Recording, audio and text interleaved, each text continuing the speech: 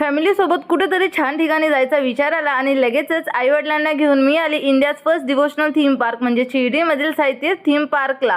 नाशिकपासून जवळच असल्यामुळे काही वेळातच आम्ही येऊन पोहोचलो. मम्मी पप्पा तर पार्क बघून थक्कच झाले. मग एंट्री करून आम्ही सर्वात आधी बघितली ती म्हणजे तीर्थयात्रा. पप्पांनी तर अक्षरशः मुंबईच्या सिद्धिविनायकपासून केदारनाथ, गोल्डन टेम्पल आणि मीनाक्षी टेम्पलसमोर मनोभावे हात जोडले.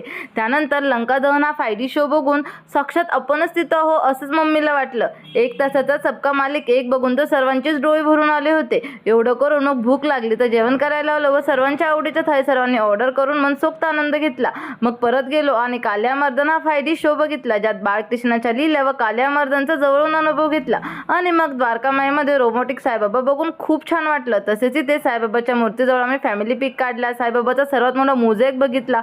आई, मी आणि वहिनीने तर भरपूर शॉपिंग देखील केली. अँड लास्टली लहानांपासून मोठ्यांपर्यंत सर्व आश्चर्यचकित होतील असा मूषकराजचा शो बघितला. मग साईबाबाची पालखी बघून तर डोळ्यांचे पारणेच फिटले. तसेच बाहेर येऊन ॲक्रोबॅटिक्स व लेझर शो पण आम्ही खूप एन्जॉय केला. आमच्यासारखा तुम्ही हा अविस्मरणीय अनुभव नक्कीच घ्या आणि व्हिजिट करा साहित्य थीम पार्क शिर्डी.